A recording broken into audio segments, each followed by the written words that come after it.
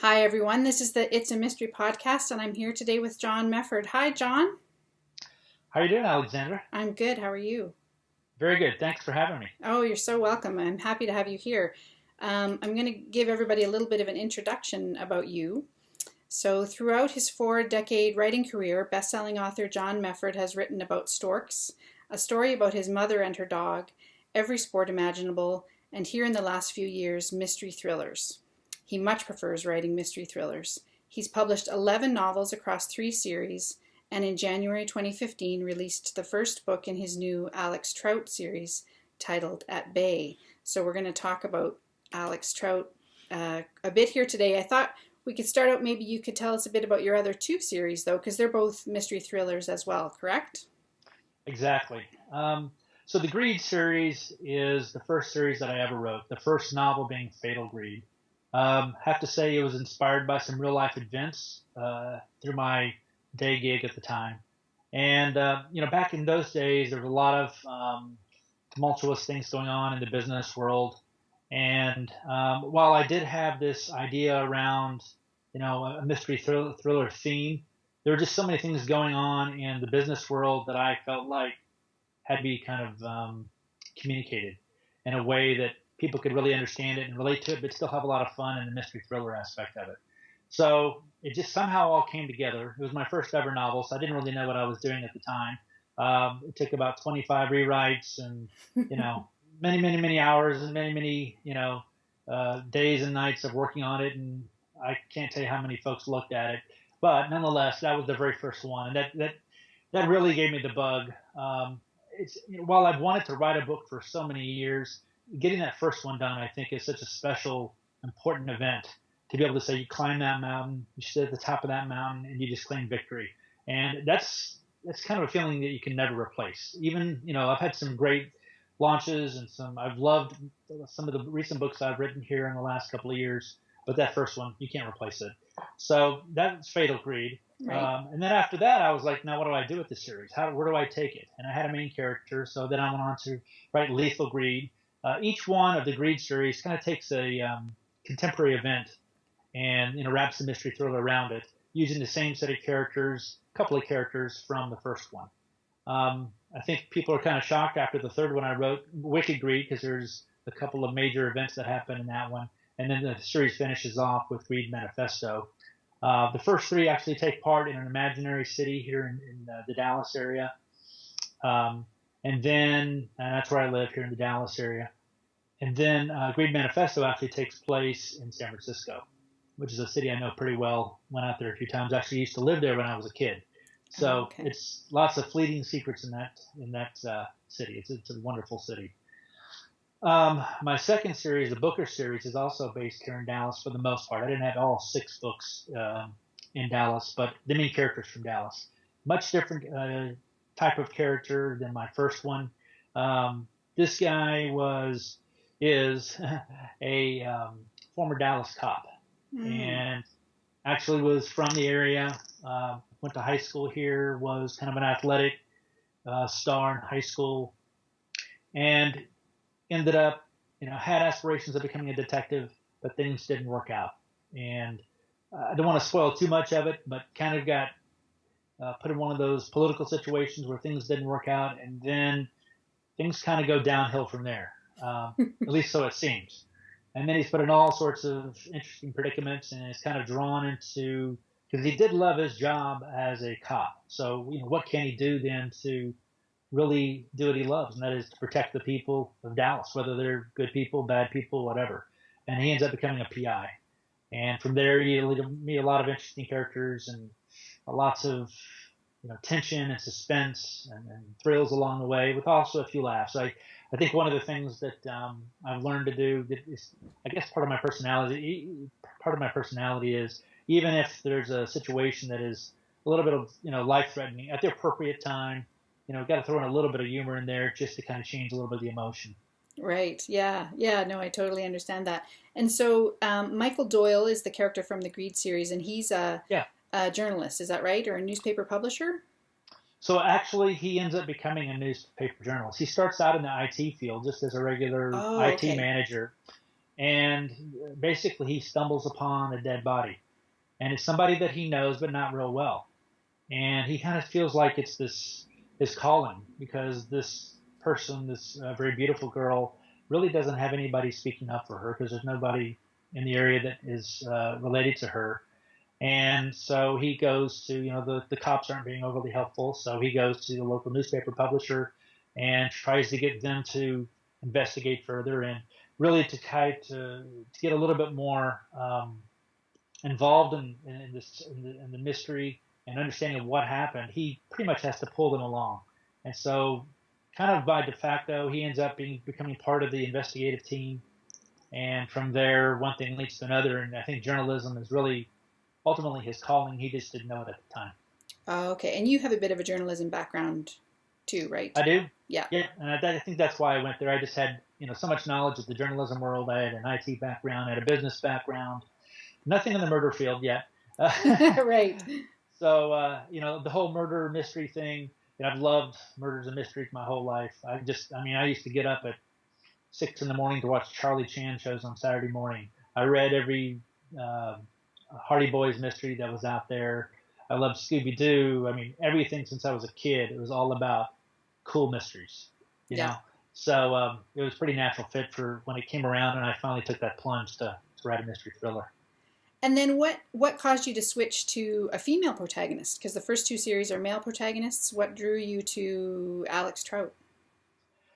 It's a great question. I think just the fact that I wrote two male protagonists. So I wrote, 10 books with a male protagonist. And when you write a male protagonist, I'm not going to say it's limiting, but I think, you write books so people will read them, right? And after a while, I'm probably going to go back because I have some ideas for another male protagonist. But at the same time, I guess it's like anybody that's creative. You want to create something that has a lot of layers to it. Right. And I just felt like with Alex, I had more of an opportunity to provide, so many different sides, so many different emotional responses that I felt a little bit boxed in from a male. Oh, okay. I don't know why. And I think, while Booker is very different than Michael Doyle, they're very opposite in many ways. They definitely had a good, and I think that's probably the theme for all of my books. There is something good about all of the protagonists. Mm. They're all flawed, but they all have, I think, a thread of goodness in them, and sometimes a pretty big thread. But sometimes they have to figure out their own way. I know that a lot of folks who have read the first Alex Trout book called At Bay, came out last month. They said, those first couple pages, I just didn't like her very much. And then they said, now I love it. She's like one of the best characters I've ever read. It's really one of the best series I've ever read. And, I don't really, I get a lot of email. And so I don't respond back. And I don't say what I'm kind of thinking, which is you got to give every book a few pages. But ultimately, I think you have to write. I don't know if everybody writes for this reason, but I know I write to take a protagonist, a character on a journey. And you can't start that journey, excuse me, you can't really start that journey in a perfect place. Right. To me, there has to be some kind of growth and evolvement and evolution to people and relationships. And even if it is wrapped up in some kind of FBI thriller with some lunatic doing something crazy, even if that impacts a friend or their life personally, I think a person, just like anybody in real life, goes through change and hopefully grows over time. And I think Alex is no different than that. She's complex. I think one of the cool things about this first book, At Bay, that I wanted to convey is that, Alex is, she doesn't really know how flawed she is until the book starts. She doesn't think she's infallible, but she works in a man's world and has thrived in a man's world. But really starting off at the very beginning, that's when it kind of hits her that, and there's for obvious reasons there, she basically is in a car crash and suffers amnesia. Mm. And so she's having to recall her whole life again. Her two kids, her husband, her work colleagues, the way she acted at work, what went on around her, how she behaved in certain situations, what her likes and dislikes were. just how she behaved in normal life. And so that evolution right there, I knew I needed something to take her along that path, to ask herself those questions. And that really provided the vehicle for me to be able to do that. Yeah, and she's an FBI special agent, is that right? Yes, she is. Yeah, and Yeah. it sort of made me, when I was reading the description, it made me think of the Bourne series, and maybe that was the amnesia part that that had me make that comparison.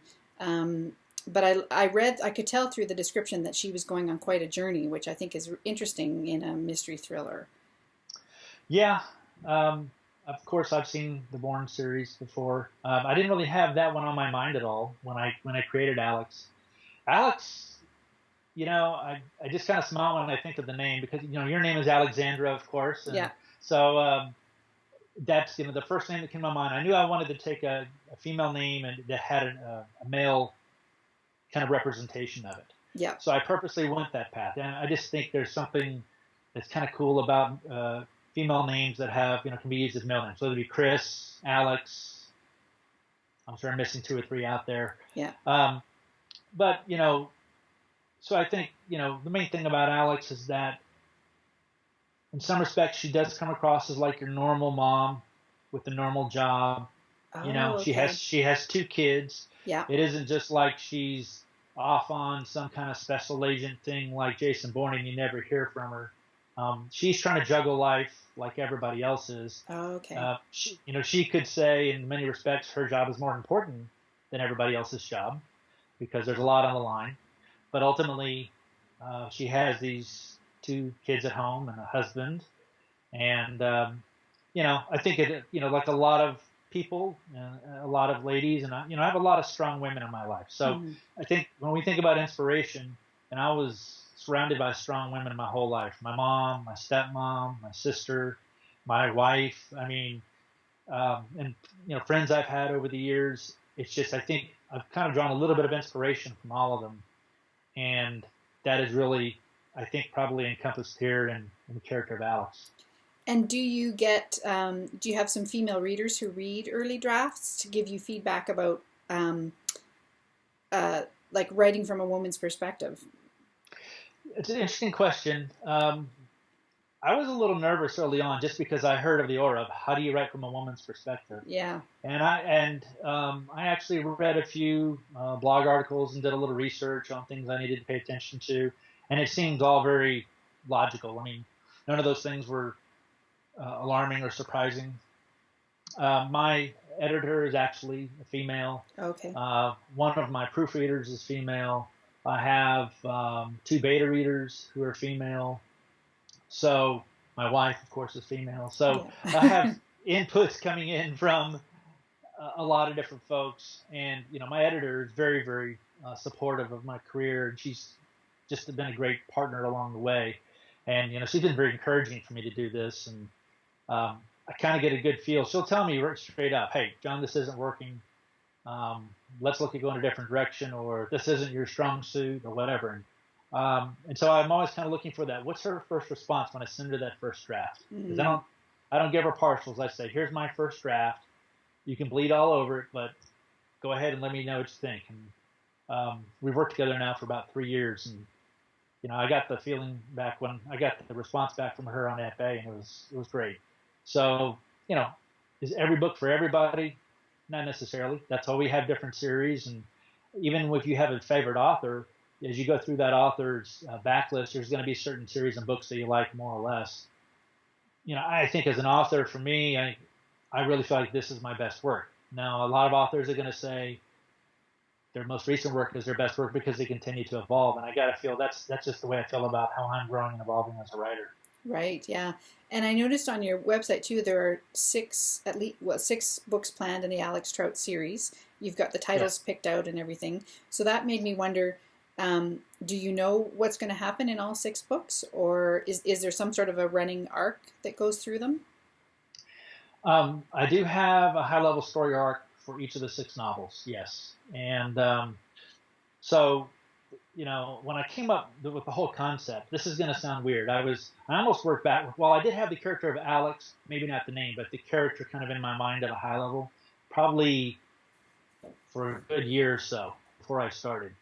kind of just lurking back there, just kind of, weaving its way through my brain, trying to figure out exactly who and what she wanted to be, how old, what, all those types of things. I was then trying to figure out how do I connect that to, the marketing aspect of it.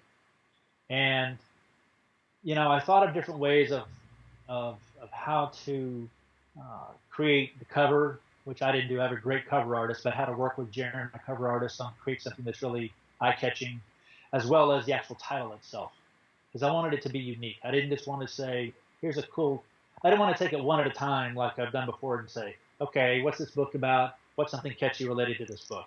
No, I kind of wanted to work my way backwards a little bit and say, how can we make this series stand out from a title perspective, maybe other series out there?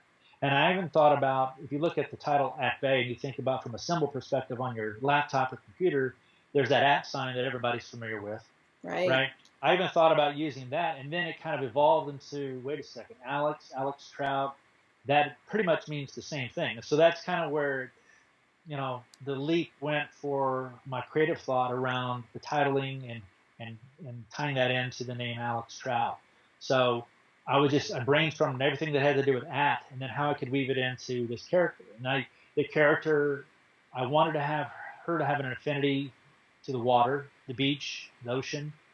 And that's going to be, at least connected a little bit to each of the plots as well as the covers. And so At Bay, obviously, I wanted to start off so it's pretty obvious. And if you look at the cover, there's water mixed in, looks very chilly and icy, of course. But At Bay can mean a lot of things, right? You think of water, you also think of keeping somebody at bay or keeping some entity at bay. Yeah, that's right. Actually, I didn't make the water connection. I was thinking of that as when I read the title. Yeah, now I get it. Sometimes titles can have double meanings. Absolutely. It's readers guessing and kind of enticed a little bit. Yeah. So it all kind of tied in together. And I know Jaron, my cover artist, when we worked together on this concept for the covers, and I gave him all the high-level story arcs for each of the 6 novels, he was thrilled.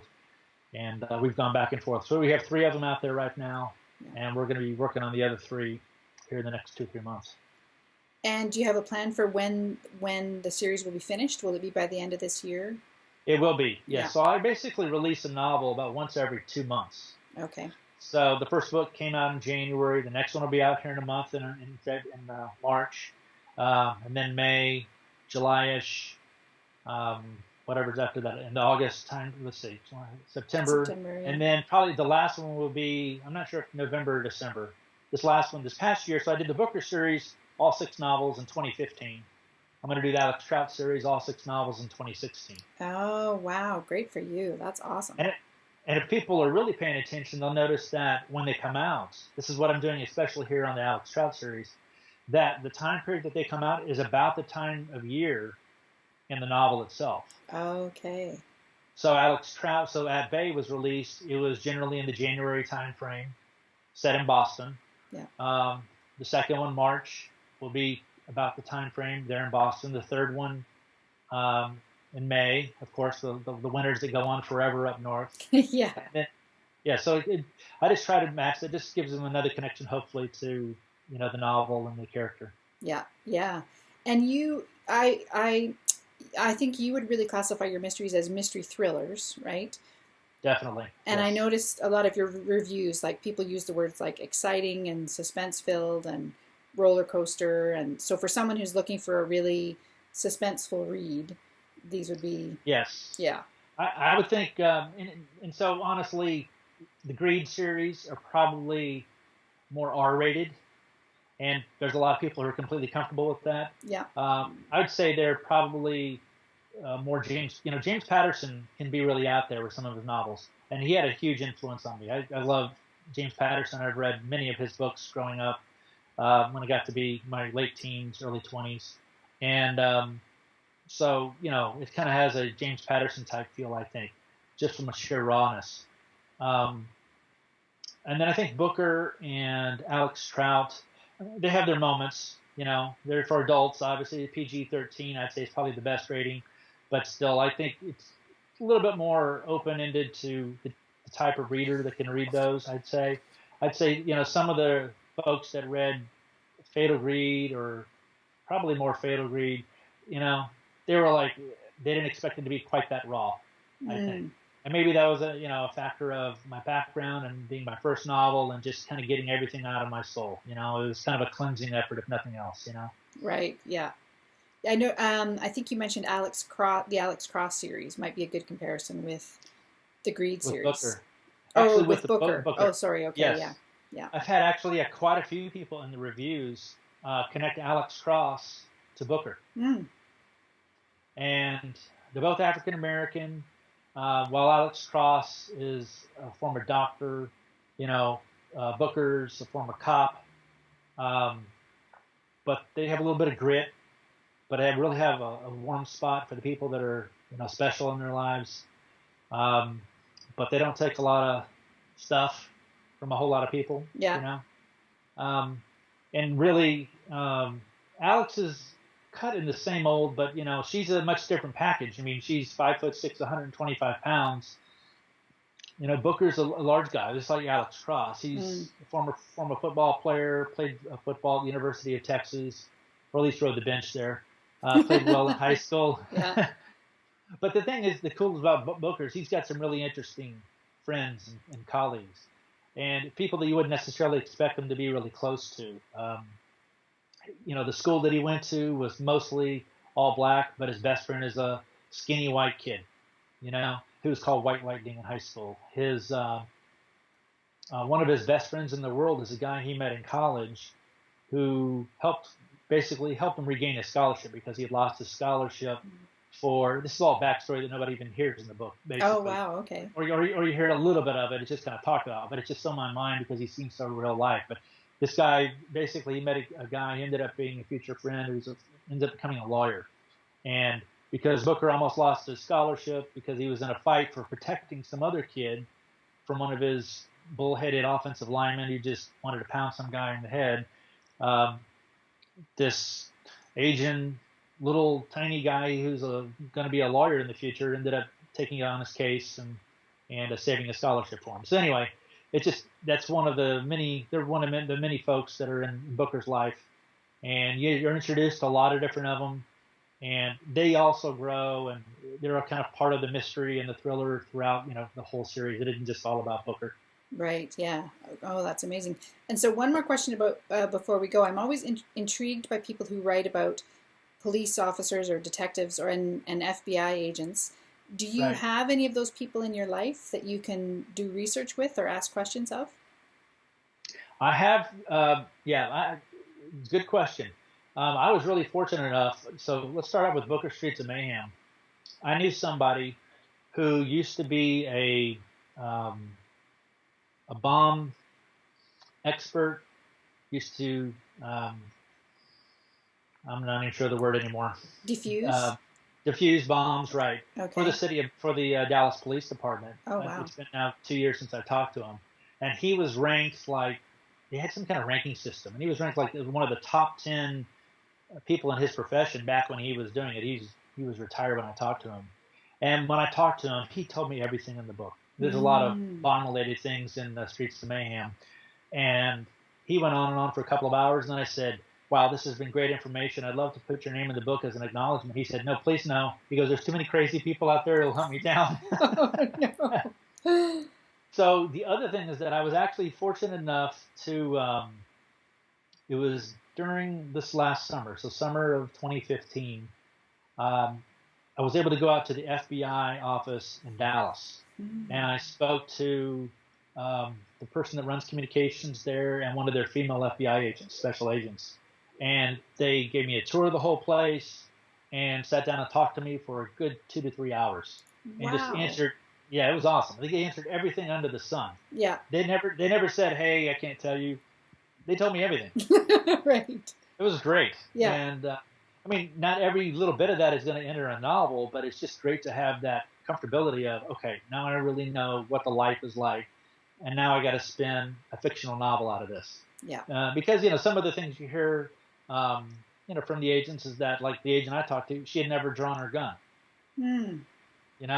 And she said, FBI is not really like the police in that the FBI typically plans everything out so well 95% of the time, they don't have that quick jump in the car and go raid somebody's house. It's planned, if not days in advance, weeks or months in advance. Mm-hmm. And so that was another key bit of information I learned. The other being getting warrants to go, basically arrest someone or to search somebody's house does not happen quickly because they have to work with the U.S. Marshal's office. Mm-hmm. So if they're working with, it's almost better for them to be working with the local folks because the local folks can get a warrant like that. Mm.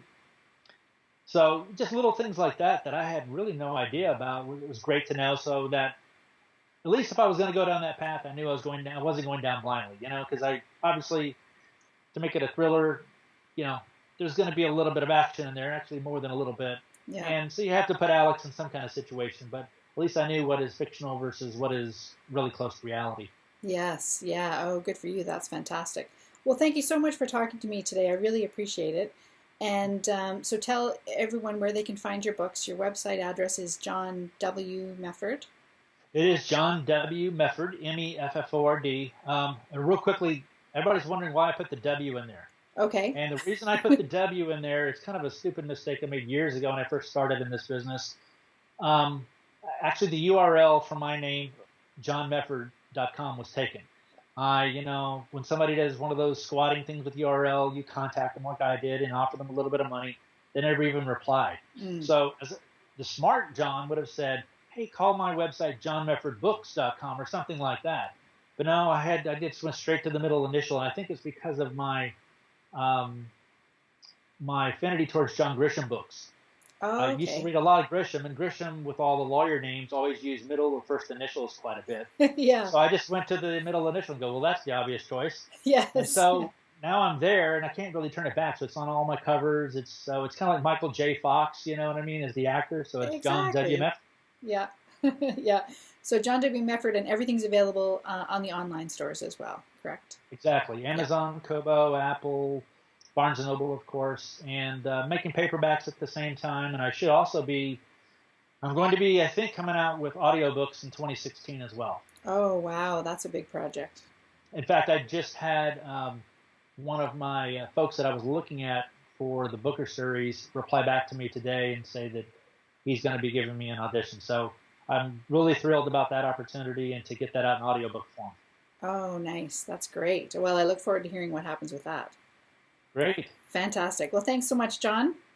Take care. Thank you very much. Appreciate it. Oh, my Bye-bye. pleasure.